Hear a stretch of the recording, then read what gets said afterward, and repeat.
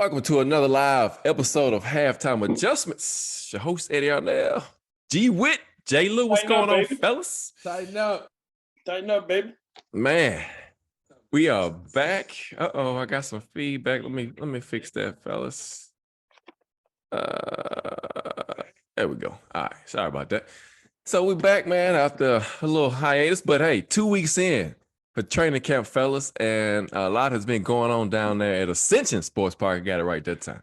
Ascension. The Titans had a lot of concerns coming into the camp. We kind of talked about them on previous shows. Tannehill, his mindset. J. Lou talked about that extensively. Wanted to see what the offensive line was going to do. Caleb Farley, we were hearing he was looking good. He was big. He was doing these things. How would this rookie class shape up?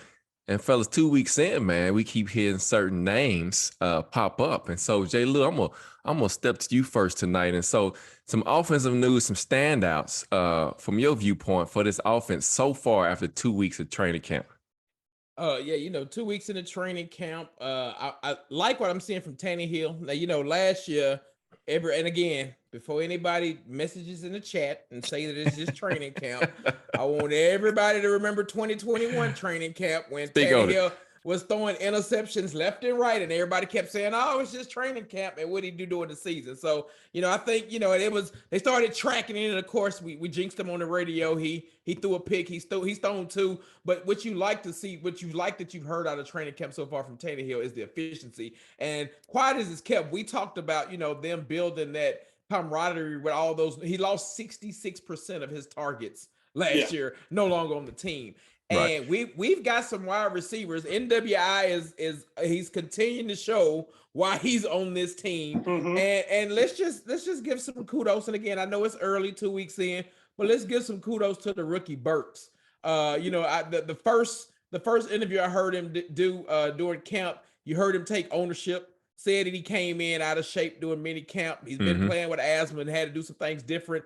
And you've seen that man has some hands on him, that his catch radius is magnificent. So I think as a whole, the wide receiver group, Robert Woods, Bobby Trees, is what Bobby he wants to be Trees. called. I mean, this man tore his ACL. Was it beginning of November? Yeah, it was right. Yeah. It was the week the Titans would have played him. Right. He tore his ACL in November.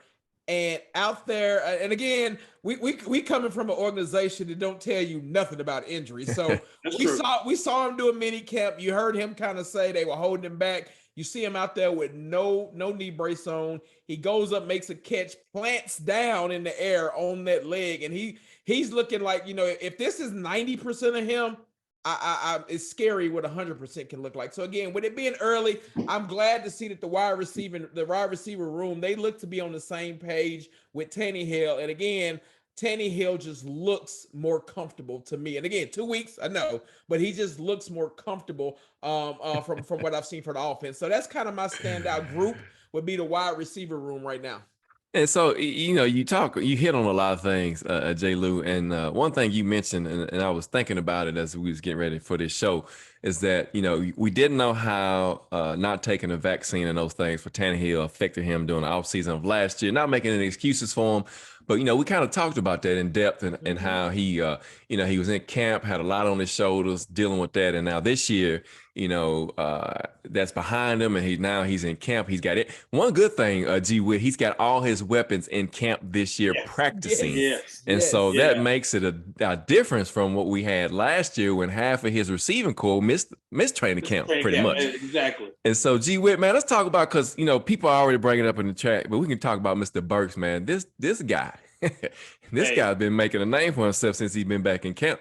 Hey, man, I'm going to tell you, on all the clips I've seen, the most fun matchup is him going against Mccreary in the one-on-one battles, and seeing the physicality of Burks winning some of those battles, and that's the thing you really want to see about it, because he is a big physical guy, and that's going to be part of his game.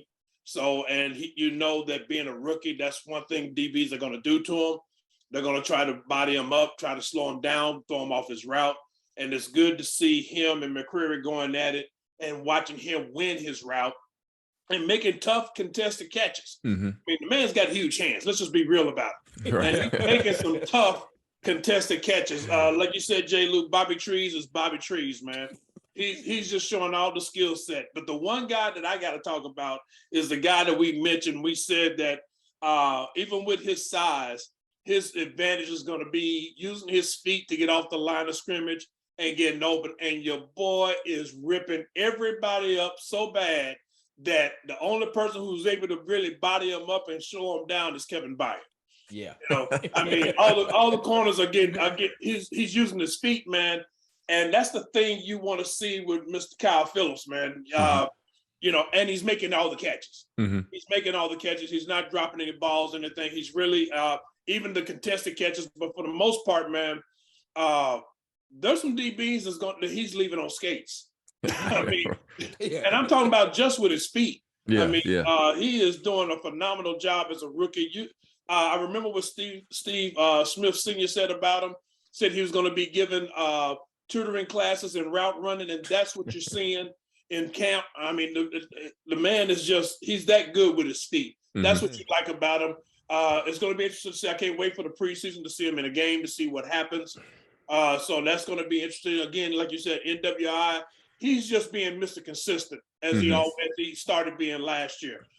Making catches, even the contested catches, he's making those. And he's doing a great job.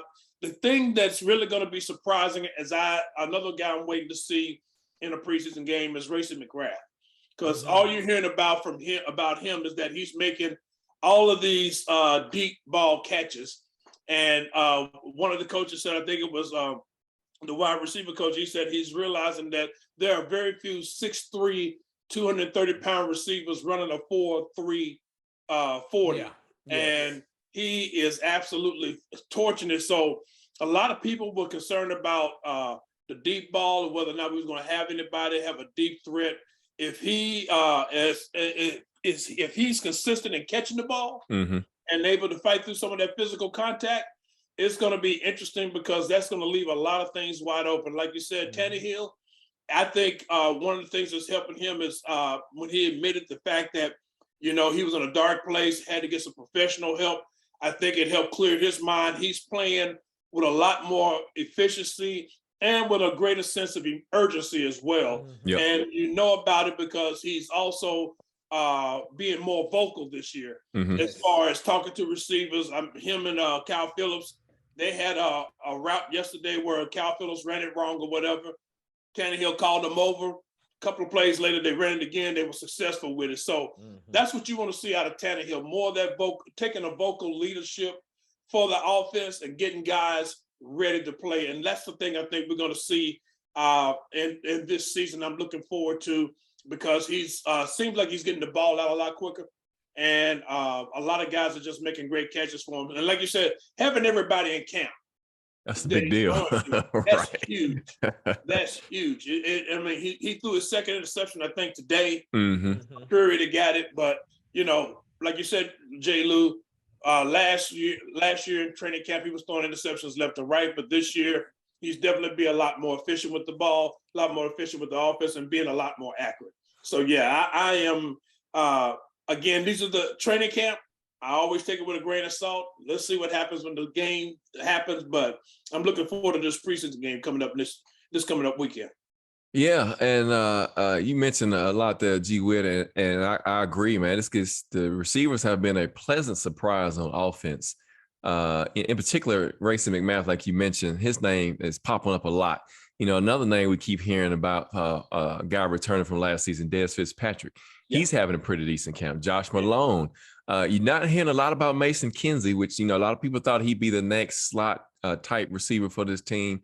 You know, we'll wait to see what happens there.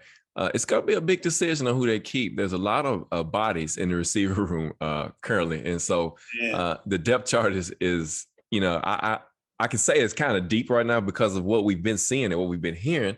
There's a lot more talent, it seems like, than we thought. But like you mentioned, G. Witt, this is preseason. This is inter squad stuff. And we want to see when the live action occurs. Are these guys going to be stepping up? Another name, two guys, Chig Okunwa. I said it. I think I said it, Jabbar. You did. So, you were close. I was real close. That was real close. And so another name, man, that's really having a great camp. You know, we talked about him, fellas, on this show. saying that he was Jonnu Smith 2.0, if you will, with the speed and the size and able to get open and catch the ball. And he's proven to be that type of tight end. Of course, Austin Hooper is having a great camp as well. So, it seems to me that right now anyway, that this offense has a few more weapons than we thought coming in to the season. And so, but you like what you're hearing, that there's competition, in which, very well always talks about creating competition on the field. Oh, yeah. The thing that we all hearing is Malik Willis. We knew he wasn't going to be ready. He's still working on a lot of things, particularly his footwork and his release. G Wick, I know you heard what I heard is he's kind of late on his throw. He's patting that ball. If you've seen some of the highlights. Yeah. And so, typical rookie things. And so hopefully he'll get that worked out. So guys, let's flip over to the defense real quick, because there are some other people on this side of the ball that you want to talk about. So G Whip, I'm gonna start with you on the defense. Give me somebody that the obvious, right? Go ahead with your standouts on the defensive side of the ball. Okay. First of all, a couple of things. One, just looking at the front seven. Taylor Lewan gave it the best compliment ever. Talking about the front seven, they're just studs, and the best thing for that offensive line, they have to go against them every day. And it proved itself today as the defense was giving them the blues today. It's been back and forth really between the offensive line and the defensive line, but the defense has been able to get through. Big Jeff, all the names, Big Jeff, Danico Autry, Zach Cunningham, David Long Jr. But really, the guy, on the defense, I'm really anxious to see in the preseason game. And I mentioned him earlier, Roger Mccreary, man. Number two corner? Man, he may beat out Farley on that number two corner, man, because Farley's having some issues right now. And again, we knew that was going to happen because we saw him last year in a couple of games where his technique was really lacking. And we're going to see how he goes in the preseason and everything. But Mccreary, man, I'm anxious to see how he's going to do. I'm anxious to see how many PIs he's going to get. Jackrabbit. He's going to get a few in the preseason. He's a new Jackrabbit as far as that goes. Yeah, but he's a physical guy. And the one thing I did notice about him that I didn't think about before, he has pretty good makeup speed. He does. And saw one pass where NWI got past him and the ball was on time and everything, but he made up the speed on it and actually knocked the ball away. So he's got pretty good makeup speed. So again, he's the one guy I'm really interested in seeing on this defense to see how he plays in the preseason and everything. Everybody else, in all honesty, I think we've been pretty consistent on what we're hearing. I mean, Fulton is doing his job. Hooker's doing his, Byard is doing him, and shouts out to Byard getting his number retired at MTSU. Yes. The mayor going to get his number retired, so I think that's a great thing. But really, overall, that's the biggest. I mean, other than that, the starting 11, you got to start in 10. Let's put it like that. Yeah. You know who the starting 10 is going to be. You just don't know who's going to be the second corner, who's going to be the slot corner. And if Mccreary works out where he's going to be the second corner, that means Molden, when he comes back off being injured and everything, he's got the slot already wrapped up. So Caleb Farley's going to be coming off the bench, man. And that's really interesting for somebody who has a lot of talent, but you can tell that his technique is really lacking. And that's going to be his biggest issue. Yeah, and he has a lot of the intangibles, but so far they hadn't worked out. J. Lou, man, I know you chomping at the bit because G. Whip left your boy off, man. He didn't mention, but go ahead, J. Lou. Wow. Pop-Tart, man. Go ahead. He didn't mention my guy Pop-Tart, who is. I knew you were coming, man. Who has slimmed down and looking like a dog. A slim 300. A slim 300 for the Pop-Tart. And I'm gonna tell you another one that he left off because Mccreary. So G, what is funny, but pre-show I told Eddie they need to have Mccreary start studying all the back judges in the NFL and how they call DPI because that's what he needs to be worried about. But I love his tenacity. And let's remember, guys, I told y'all back during our draft show, we're talking about Mccreary, who was a first-round pick if his arms was a couple inches longer. That's right. That's the only thing keeping him from being a first-round pick. That's but exactly another name I'm hearing good things about right now at camp, and I'm curious to see him get back on the field. Rashad Weaver. Yes. his length, he's a long guy. And plays against the run pretty well. And again, we saw what he did in preseason last year and a couple of games before he got hurt. If he can come back from injury, and we talked about that, where you can spell Landry and spell Bud Dupree, that just makes that front seven even better. So hearing a lot of good things out of him. And the sneaky pick, the one weakness on this defense, I think we all could agree on, is inside linebacker depth. Yeah. And unfortunately, Dylan Cole got hurt, but you're hearing a lot of good things the last few days about Chance Campbell, the rookie out of Ole Miss. And we saw that, at Ole Miss, he probably was Ole Miss. Tackling machine in Ole Miss. I mean, they were putting up, they were in games, it was 50-50 as far as the scores. So, but to come from a defense like that that's on the field a lot, and you're hearing him being a great tackler and getting to the ball in camp, that's what you like to hear. I mean, we kept saying this team's going to add somebody. And again, they still might add somebody on offensive defense, but it goes to show you what, and again, this is J-Rob's. If you think back to J-Rob and the Titans staff period, 2019 was the last draft that I felt like they had a phenomenal draft and training camp. What was the difference? 20 and 21?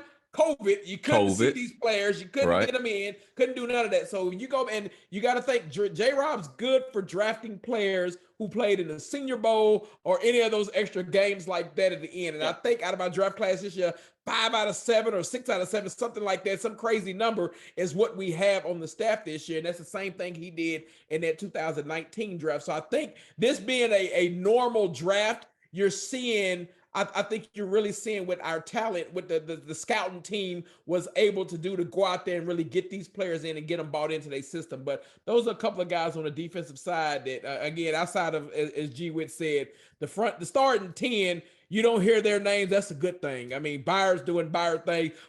Fulton is the quietest number one corner I think there is. He's just showing up and doing his job, and that's what you like to see. So it gets interesting in the next couple of weeks. You get Baltimore this week, and then you get two teams to come in here and give you something that's just not your team. But overall, you have to be satisfied with your hand out of the starting offense and defense the first 2 weeks. Yeah, and I'm gonna get some of these comments in. Of course, I'm not gonna mention that because he said we're not gonna talk about him. But anyway, Will says Molden better get back quick because Mccreary is taking all the reps. Yeah, he is, but I feel like he might be the number 2 corner. I agree with you, G. Witt. And Roddy also says he has a lot of dog in him, and Darius says Weaver is gonna be a big dude, big for the team. Yeah. Weaver's a 6'4", 260 guy. He's a big guy with long arms. He's another, I'm not saying he's a Bud Dupree, but he's a similar build to a Bud Dupree. Might not be as thick as Bud, but he's a big cat that play on that edge. Here's another name, fellas, that I like is Demarcus Walker. We picked him up from the Texans. That's a guy that can put his hand in the dirt and can stand up and rush. And he's been having a pretty solid camp if you've been paying attention. And so another guy, again, here's another position. G. we was talking, me and Jay Lou, before you hopped on, that is a lot of depth across this defensive line. It's going to be tough to make this squad because, you got 11, 12 deep and, they carry 6, 7, maybe, and so maybe. Here's the thing that's going to happen this year, and we just might as well get used to it.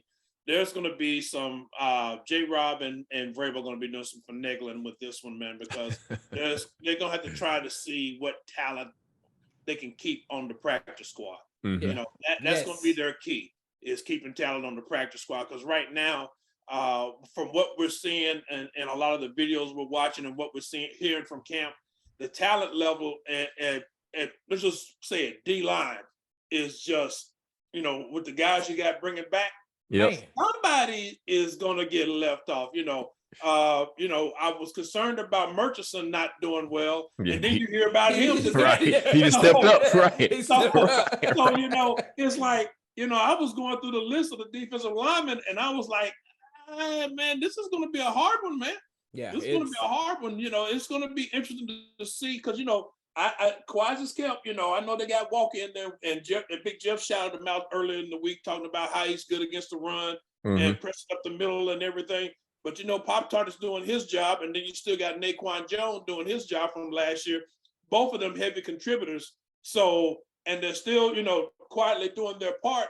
So you're going to see what they're going to do as far as depth is concerned. The thing that's going to affect it all across the board is going to be special teams.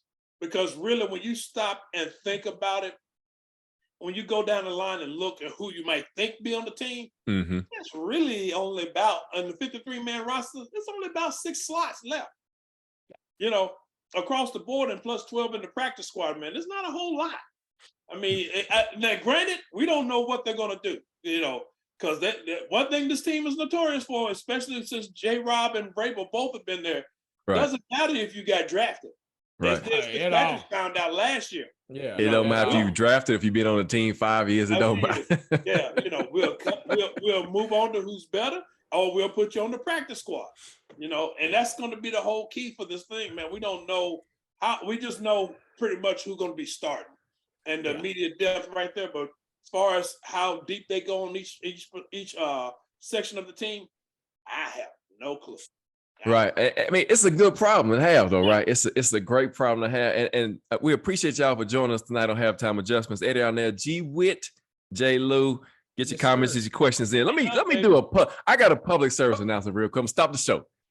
Dion Bonner is back on the show tonight, guys. Dion has been gone for a long time. You know what, though? But you know what? I saw Dion on another show pop up and give some comments, man. So I'm kind of jealous you wasn't with us, man. You had been with us for the past 2, 3, 4 weeks.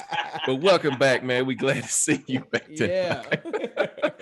Yeah. Let's see. Rodney says, can this be a top 5 defense? Can we say top 5 defense? Rodney, you know, my opinion, let's wait and see. On paper, it looks good. In camp, it looks good. We'll see what happens in training camp. Now, you know, J. Lou, this is something you and I discussed earlier, is that, you know, we probably don't see a lot of the ones early on in preseason games. We might see some of them, but, you know, I don't know, man. I think that he rolls the dice and saves those guys for week 1 against the Giants. And so, especially with having the luxury this year of having 2 teams come in here as opposed to 1. I doubt you see any ones this coming Thursday. Right. But that's fine though. Yeah. And that's fine. Yeah, that's fine because we want to see what we're looking for is the depth. Right. We want to see who's going to be the contributors going down, because a 17-game season is a long season. Yes. No, and as we all as Titan fans know from last year, 91 players. You need as many players as you can get. So people got to know and understand that they got an opportunity. Players got to know and understand they got an opportunity to make the squad or to be a big help on the practice squad. And as everybody can say, even when you're on the practice squad, there's an opportunity for you to come in and play in a live game.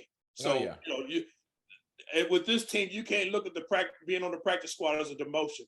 It's just that you've been held in status until we need you. Right. And see, Rodney says, can the offense take a good step this season? I think so, Rodney. I mean, like I said, we'll see what happens when they get in live game action. It's a little bit different when you're in practice and you're not full speed, where you're not tackling and blocking and things like that. But we'll see. I mean, I'm really excited to see, just based upon what we've seen the first 2 weeks of camp.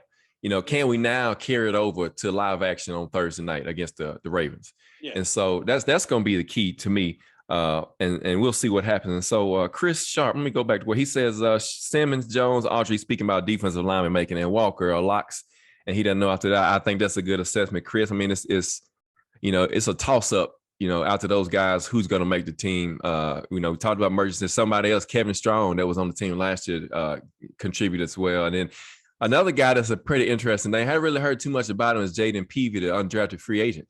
And so, you know, like I said, a lot of names on the defensive line, but, you know, we'll see what happens. And let's remember, this is going to be a unique season, because we already know you lose a roster spot because we're going to carry 3 quarterbacks. That's true. And that plays a bigger part than I think. That comes down to defensive line. We talked about that wide receiver group. Yep. I mean, that has a trickle effect not only on the 53, but who you keep on practice squad as well. Because again, unless something drastically happens in 3 weeks and Woodside don't make it, they're carrying 3 quarterbacks. Oh yeah, definitely. So let me get this comment in, because I mean, it hits right on what he's talking about, Jay Lou, before the show started. Special teams in training camp. Rodney said, what do we think? Man, G-Wit. Bad Randy. This is so G-Wit. I told Eddie before the show, this got to be the first time since Suck Up that we ain't heard nothing about kicking in training camp. Yeah, man. Nothing. Except for your boy Fat Randy going like 8 for 8. 8 for 8, 7 yeah. for 8. I know You it. know, I know it. That's all I know you're it. hearing about it. You're not hearing about the punt unit or anything like that. No. But, you know, I think as far as those two, as far as kickers are concerned, those two are locked in. You know, I don't know. I don't see anybody. You know, Fat Randy's doing his job because the other kicker's still on the pup list. So you know, I think that's locked in from Fat Randy and the punter. Chance 9 times out of 10, I would say 99.5%. Kern is going to be your punter. The key is going to be really on the coverage. I'm really interested to see Mr. Jackson, Theo Jackson, how he's going to do in special teams, if he can be that gunner that they're looking for. Because if he can, then that takes a lot of pressure off of Racing McCraft to be the gunner. Because I know that's another person they were thinking about using as a gunner and everything due to his speed. But if Theo Jackson can get in there and do that, or a couple of other people, I think it's going to be a big help as far as special teams are concerned. Because really, that's the key for the team on who's going to make it.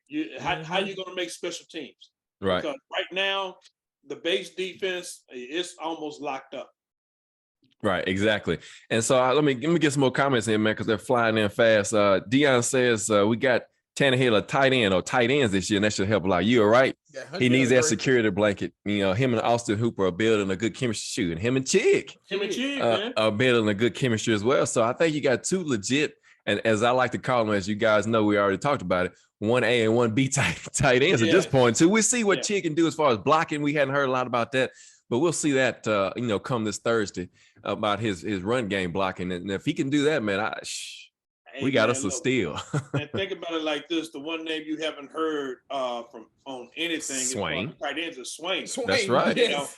You know, you heard some excitement when they activated Tommy Hudson off the pup list. Right. So, Yes, I mean, they did. come on, man. Yeah. Let's start looking at this thing, man, because you know they generally carry 3 tight ends. You know, Right. so it's going to be interesting to see how they do it. I mean, granted, Jeff Swain has always been considered a good blocker and everything. We've always looked at him inconsistent with his blocking and everything. So we don't know. But I say if Tommy Hudson comes back and plays strong and his blocking is good, you know, we may not see Mr. Swain this year on the team.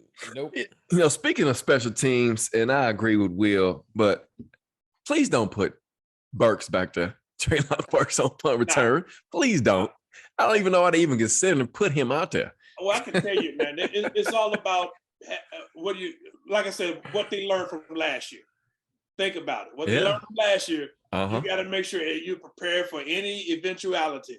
And if you're regular, because, you know, if Kyle Phillips is getting hurt on punt return, you know, you're going to be, now granted, Burks is probably the emergency guy. He's going to be the last guy they're going to put back there. But if somebody gets hurt and you have to put somebody back there, then that's what they're looking at. But that's the only reason I would say they even have him practicing with that a couple of times, just to see how he handles it. Right. And making sure that he can do it, because bottom line is a lot of things you see happening in camp this year has bearing on what happened last year with injuries and everything. They're just trying to make sure they're covered in all phases. And having a punt returner, kick returner is important, because remember, that hurt us last year. Yeah, it did. You had somebody new just about every other week. Every other week. So, you know, you're just trying to be consistent and everything. So that's going to be the interesting part about it. I know Kyle Phillips is probably going to be the main one for punt returns. I just don't know who's going to do kick returns. Right. I mean, you could see Trenton Cannon back there, the running back we picked up from San Francisco. Yeah, he's a special teams guy. He's got speed and he's done that before. So, you know, we'll see what happens. But yeah, special teams has been, again, another pleasant surprise in this camp. And Ryan Walker says he's here in Stonehouse, is kicking well in camp, and he might be pushing Curtin out the door. We'll see. We'll see what happens. It's a lot to happen, though. You know, it's a lot to happen. Go ahead. He might be a sneaky practice squad player for that. Yeah. Like I mean, if you think about think about the last few. I mean, we've been blessed here when it comes to punters. Right. Hendrick looked like he played forever, Craig, and then and now Brett. I could see him being on the practice squad, and we just kind of leave him there, and then voila, this is Kern's last year, and we got our punter already set for the next decade is what they're hoping. But yeah, the guy has a very strong leg from all things I'm hearing out of camp. Yeah, if he can learn that knuckleball kick, the way it's called turn, yeah, that's going to be the key, because you're getting high praise when Bill Belichick calls you the best player on the team. Yes, that's exactly right. That's exactly right. And so Dion brings up another name, Reggie Robertson, undrafted free agent. Wide receiver, and so he's making a little noise as well. So a lot of guys, like G Wiz said, they're probably gonna make this team by playing on special teams, but we'll see. It's a lot to be decided yet. There's still preseason games left, 3, one starting this Thursday, and so against the Ravens, me and Jay Lou talked about that a little bit. G Wiz, the Ravens of all teams, with the history we got, with the meeting on the middle of the field, and then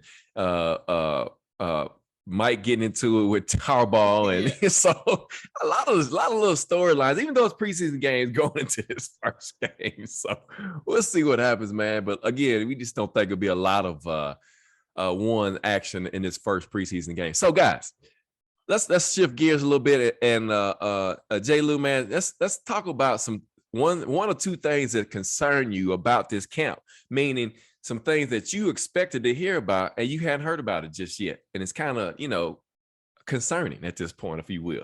I think the elephant in the room is offensive line. I'm curious to see the 5 that runs out there. Now, by all accounts, Dylan looks like an NFL player this year, just size-wise. I mean, you could tell he's you can tell he's been in an NFL weightlifting program over the summer. G Witt's favorite player went on the IR, Mr. Munyard. Yeah, Munyard. So revolving door. So I mean, so I think you haven't heard about it, but it's still concerning because this offense can only go as the offensive line goes. And right now that we just talked about depth. And all these positions in the front. If you look at the front 7 on the defensive side of the ball in the trenches, we got the depth there. You haven't heard about it on the offensive side. And again, I think we all can agree that we won't see Lawan, Jones, Davis, Dylan. We probably won't see them Thursday. I'm looking for it, and I hope that Baltimore comes out. I was telling them this, G Witt.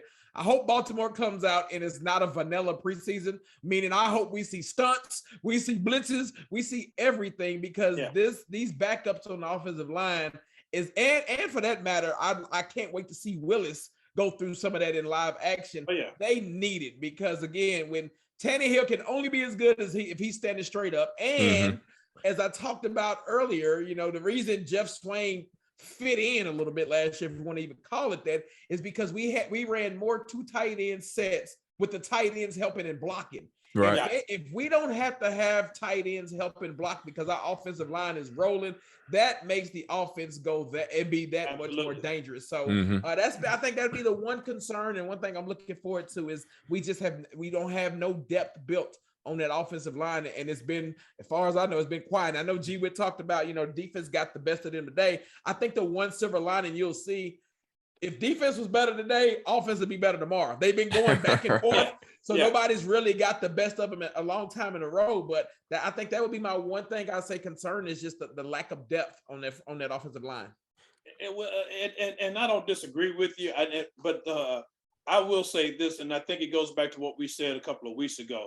The best thing that's happening for this offensive line is that they're having to go against our defensive line. And I think what you're hearing, I think, again, I have to give it to Taylor Lewan. He said it best. We're going against studs every day, so you can't help but get better. And even he understands, him and Ben Jones both, because Ben Jones was saying it even today. They both understand the sense of urgency that, first of all, they got to protect Tannehill. They got to block for him right now. They can't be waiting till the regular season start to try to pull it all together. They got to block for Derrick Henry right now. So I'm interested in seeing how, again, I'm with you, J. Lou, on the offensive line. I contrary to what you're saying, I'm thinking we might see them for a series just because we got 2 new guys on the offensive line. And one thing they're trying to do, and one thing that Taylor Lewan brought up, is trying to get that continuity. That gelling together. So I think we might see them for a series, however it goes, whether it's 3 and out or whether they have a drive. I think we might see them and see how they work together. I'm interested. The person I'm interested in seeing on the offense, in all honesty, Hassan Haskins. I'm really interested in seeing him. Haven't seen much on film from him as far as training camp is concerned, but I did get a glimpse of him a couple of days ago after, he's not as big as Derrick Henry, but he's good size. Yeah. And the thing about it is it's going to be seeing how he reacts to holes closing up on him real quick. I mean, again, it's typical of rookie running backs having to learning that you don't have time to dance. You hit the hole and you go. So it's going to be interesting to see in live action, but I'm interested in seeing him and how he plays, as well as some of the other running backs, because again, let's be real about it. That's who we are as a Titans. We're a running team. Yes. Bottom line, that's what we're going to do. So I'm interested to see it on the offensive line, of course, Brewer and Dillon, but also Nicholas Petit-Fair. I'm interested in seeing him, see how he does. A couple of the offensive linemen got hurt. Didn't our boy from Seattle get hurt? Jones? Yeah, he came back. It was very minor. He came back. Yeah. He was back. He was back today. So and I mean, these are guys you just want to see how they do. I mean, that's what's going to make Thursday night so intriguing as far as I'm concerned. Again, like you said, watching the trenches, watching the backups on the defensive side, man, just to see how all this works out. Because you only got 3 games, and you got these 2 practices coming up with these teams inside. Like I said, I think you'll see the offensive line, the ones on that, with even might see Tannehill in there, maybe. I'm interested in seeing that, but I just think that's what you're going to see, because I think they just need to get the work. That's the bottom line. They just need to get the work. I think you protect who you can protect, but some of these guys definitely need to get some work. Aaron Brewer is one of them. Yes. Yeah, and so some of the things that concern me, excuse me, is and I think Dion might have said it, is about Todd Downing. So we hadn't heard about too much of the play call and play action. Of course, we're not going to see that right now, but hopefully in preseason we'll see a little bit more play action, and we'll see. Like you mentioned, Dion, we have Tim Kelly in waiting, if you will, if Downing didn't work out during the season, and so we have somebody there. Here's something that concerns me, guys. Caleb Farley, he continues to struggle so far in camp, man. And so, like you said earlier, he's got the intangibles. He just hadn't been able to put it together. And, and hopefully he'll get it together here in camp. He's still dealing with, you got to remember, he really didn't play football in almost 3 years. He, last 2 years of college, and he got missed, he played the first 7 games and got hurt the rest of the year. So, he's still trying to get his footing back at the NFL speed. It's a different speed than what it is in college. And everybody's fast, everybody's big, everybody's strong, but still a concern there, because they were counting on him to come in and take that number 2 role opposite Fulton. And so, but Mccreary working out how he is so far, and then Molden comes back, the depth behind those guys though is kind of concerning to me. And then, like you mentioned, Jay Lou, the right tackle is still, we'll see what Rundez is doing. He's having a good camp so far. Like you said, he's bulked up some.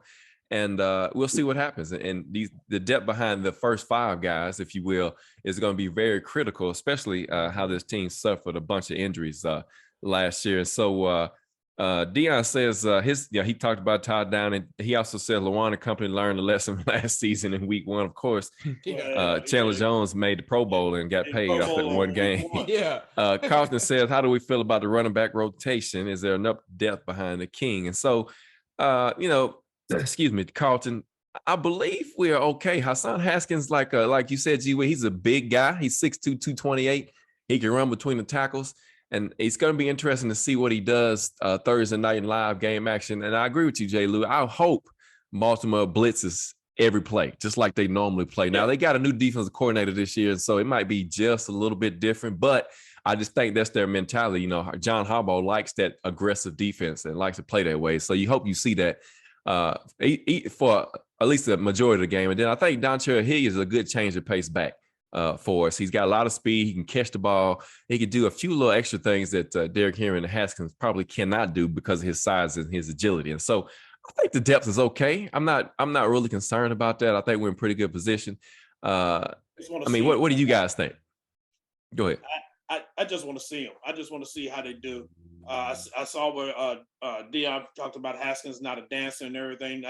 No one's a dancer in college, but it's a difference in the NFL.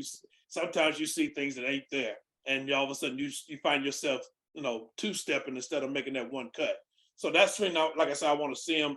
I didn't see him as a dancer in college, but again, college and the NFL is two different things. So I'm interested to see how he's going to run and see how he does. I'm not so much worried about Dontrell Hilliard. We saw him last year, so we know what he can do. The key for him is pass protection.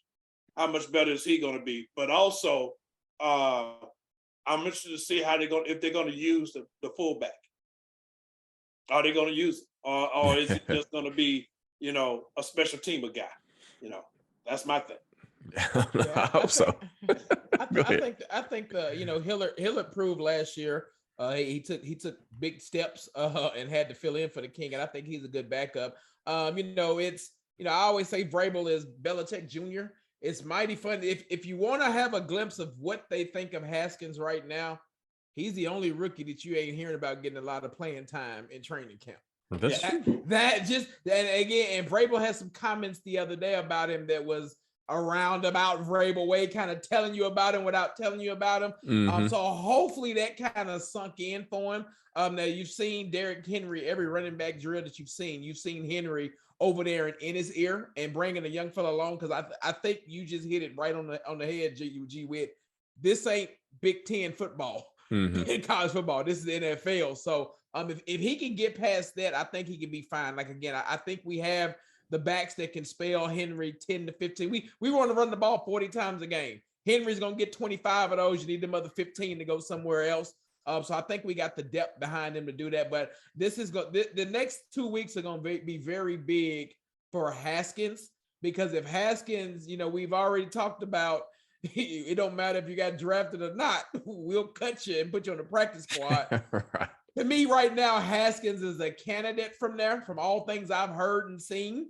And running back would be the first position I think they would bring somebody off the streets before we do wide receivers. We go to that last 53, if that happens. So Haskins needs a big next couple of weeks. Because again, let's just face it, Hillard and Haskins are getting all the reps in camp because we know the King is doing his own little thing. So I'm really keen to see what Haskins does this coming Thursday. And I won't get this comment in. Deion says he thinks they're going to use Torrey Carter because he's nasty and and they love it. Yeah. Yes. So we don't disagree at all that they should use him, but Todd Downing doesn't use the fullback, as you saw last season. Maybe it's different this year. I thought Blasingame was a good fullback last season, and while he was here, I thought he could catch. He did have a big drop against Cincinnati. Yeah, everybody remembers that the most, right? Because that's the most recent action that we saw of him. But I just think they didn't use him enough for his talents, and so we'll see what Todd does. He's not a fullback guy. He's a guy that wants to spread the field, 3, 4, 5 receivers, and and so we'll see what happens. I hope they do use him a lot because he's a good blocker. He's nasty, like you said, and he can bring a hard-nosed mentality to that backfield along with Derrick Henry. And so why not use a fullback to protect your horse from taking all those shots? You know what I'm saying? Let the fullback take most of the shots. And so Deion, hey J. Lou, here's a question for Cap, man. And contract, still how's Simmons' contract coming along? He said what? How is Simmons' contract coming along? It passed the deadline when J-Rob usually signs. Again, I think they try to get something done before the season. So we still got time. I will tell you this, that Simmons is he's not worried about the contract, and he's focused on ball, and he's got a good team around him doing it. They're in the same ballpark right now. It's just about getting it across the finish line. And if you're J-Rob, you want to get it across the finish line now because it's only going to go up. That's right. If you wait on That's it. right. So, and again, the one difference, I know we weren't going to talk about the receivers not here no more, but the one difference, since it was brought up, the one difference between AJ's situation and Big Jeff has to play here next year because he's under the new CBA. Right. The new CBA don't really allow them when they're on that franchise tag to hold out and do all that like they used to. They can hold in and all. You don't want that to be messy, but you at least got him for one more year, whereas we knew that AJ was coming up on his last and you didn't have a guarantee for him. But again, I'm still hopeful that I think you might see something before the season starts because they don't do it in season, but they're not too far away. Not to mention, you got some names, David Long Jr., Monty Hooker. You got some guys that need to be extended. So coming up. And so you would hope they get that done sooner than later. And so we appreciate all the comments and questions tonight for Halftime Adjusters, man. Eddie on there, G Wit, J Lou. Man, thank you for joining us tonight. Fellas, get some preseason action this Thursday night against the Ravens. It's about time, man. It's time to see some Titans on the field. Get this fresh seed 2022 underway. Get Weaver back on the field. Can't wait till Monty Rice gets back off the PUP list, man. Got a lot of people that were flashing last season before injuries took them out that are coming back this year. And, hopefully we can stay healthy and, and get these guys on the field and see what kind of team we really got when everybody's healthy and on the field at one time. And so, man, like you said, I'm interested in seeing this offense and see how it goes, because I was looking over the roster and everything, and it just glared at me, the fact that J-Rob has completely flipped this roster. Mm-hmm. I mean, completely flipped the roster. In just one season, right? In just one season. I'm like, good Lord. I mean, I was tripping because I was going through the draft classes, and I was like, well, dang, nobody from 2017 is on the team anymore. Everybody's gone. What the heck? Yeah. So, the thing about it is I'm really interested in City because quiet as it's kept, we flipped the offense, and now our offense is extremely young. Mm-hmm. With the exception of Taylor Lewan, Ben Jones, and Ryan Tannehill, really you don't have anybody with more than 5 years experience on the offense. Defense too. Defense is young too. Defense is still young. Byard and Bud Dupree. Yep. Byard, Bud Dupree, and Danico. Yep. And Danico. Mm-hmm. Yeah. So, that's it's good to see that. It just makes for a lot of question marks, man. Because, this offense is going to be completely flipped over. Hey, Dion, man, we go ahead, J. Lou. I was going to say, this. We said he flipped it in one season. This is 2 seasons. Yeah. The defense last season. That's right. Offense this season. The one thing you like about it, and the one thing where, again, you got to give Vrabel his due. You don't see wholesale changes like that in the NFL, and you don't see a drop-off. This team has continued to win, so you're hoping that you're hoping that the defense would return in 10 starters. You're hoping that the offense just doesn't give the games away the first 6 to 7 weeks of the season for them to really get in tune, and the defense is holding it strong. And then by week 8, they all gel together and watch out. But you're right. When I did the same thing, G. When we started looking at the years of experience and the age, I'm like, oh, this is this is a team that's set up. You don't have a lot of cap hits coming up where you can do some things from that standpoint. So you're hoping that this talent and again, as you say all the time, this is where this year more than any, certain position coaches got to earn their paycheck. Yeah, they gotta earn it. Rob Moore, Todd Downing, Tim Kelly, the offensive line coach. All of them, they got their work. Keith Carter. They got. And your boy Midget on the yes. secondary. They got to get all that stuff together, man. Because you got to. These guys have got to step up. So, Vrabel's high on teaching and with his coaching style and everything. So these guys have got to learn. I give the mayor his credit. He constantly is preaching about the standard that they have set here. And we're not lowering the standard. So guys come in, they may have a standard in their mind, but they got to raise it up to our standard. Correct. So it's good when you have leaders on both sides of the ball who are able to say that. Same way as Taylor Lewan, putting out the urgency of being able to block now for Derrick Henry, being able to protect Ryan Tannehill right now, not waiting for the season to get started. Guys have got to understand the sense of urgency and what the standard this team has developed. This is not the Titans of 2014, 2015. This is not those Titans. This is a totally different team. And you see that in the fact of draft classes that have been totally decimated and gone, even though they were good players, they're gone. It just blew my mind. The 2017 draft class is completely gone. None of those players are on the team anymore. So Taylor says, and get this last comment, and he says, so the Titans can win the AFC South again with what they have now. I'm going to say this. I don't think it's going to be a runaway like they think with the Colts. I'll say it that way.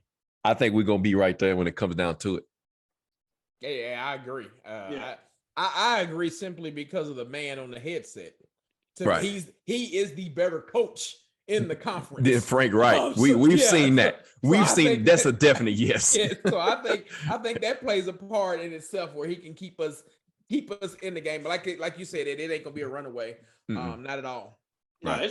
It's gonna be like I said. I said it when the season ended, and I say it again.